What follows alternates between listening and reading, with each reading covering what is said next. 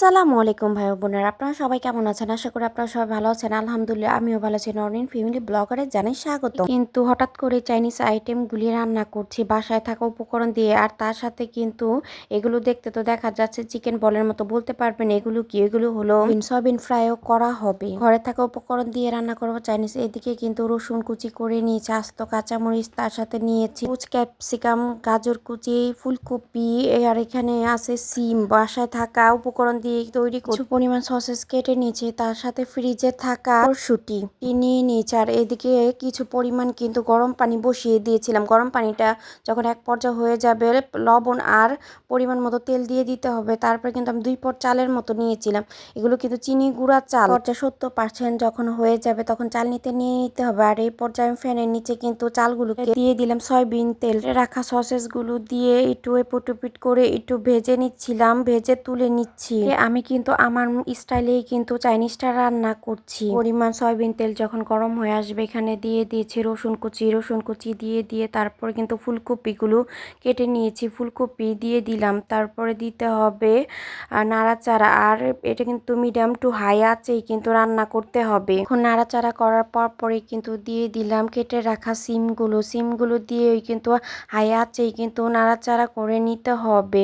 আর এই পর্যায়ে দিয়ে দিতে হবে কুচি করা গাজরগুলো দেওয়ার পরেও নেড়ে চেড়ে নিচ্ছি।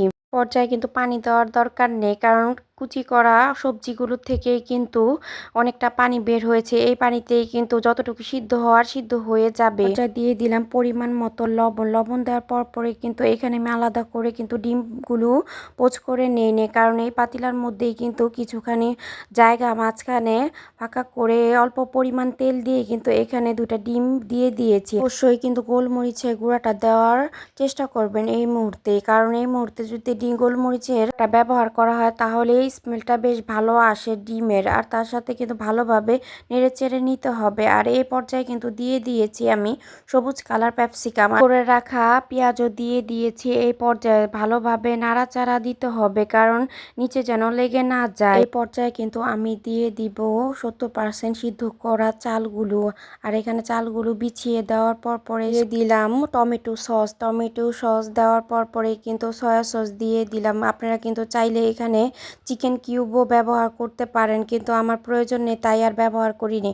আর এখানে দিয়ে দিয়েছিলাম মটরশুঁটিগুলো, ফ্রোজেন করা ছিল, সিদ্ধ করা ছিল, তাই এই পর্যায়ে দিয়ে দিয়েছি। আর তার সাথে সসেসগুলো ভেজে নিয়েছিলাম, বেশ সবগুলোই সসেস কিন্তু এখানে দিয়ে দিয়েছি। আর এই পর্যায়ে কিন্তু যত ভালো করে মিক্স করা হবে তত ভালো হবে। এক পর্যায়ে কিন্তু নাড়াচাড়া শেষ হওয়ার পরেই কিন্তু এভাবে আমি 5 থেকে 7 মিনিট পর্যন্ত ঢেকে রেখেছিলাম। সেই চুলার আঁচটা কিন্তু লো আঁচে রাখতে হবে। যে তৈরি হয়ে গেল চাইনিজ রেসিপি। তো চাইনিজ কিন্তু এভাবেও খেয়ে নিতে পারেন। আর তার সাথে করেছিলাম chicken fry, KFC chicken fry. আর তার সাথে কিন্তু একটা আজব একটা খাবারও বলতে পারেন, কিন্তু আমার কাছে বেশ ভালোই লাগছে। আপনাদের একটু ধরে দেখাই। ফ্রাইটাও কিন্তু মচমচা হয়েছিল। আর এখানে কিন্তু মাখা সালাদ করা হয়েছে, এই টমেটো দিয়ে মাখা সালাদটাও কিন্তু আমার বেশ পছন্দের। আজকে শর্টকাটের মতো হলেও কিন্তু বেশ ভালোই হয়েছিল। এর সাথেও মেয়ের পছন্দের লেবু। কেএফসি চিকেন ফ্রাই রেসিপিটা যদি আপনারা চান তাহলে অবশ্যই কমেন্টে জানাবেন। ভিডিওটা এই পর্যন্তই। পরবর্তী ভিডিও দেখার জন্য সাবস্ক্রাইব করুন। আল্লাহ হাফেজ।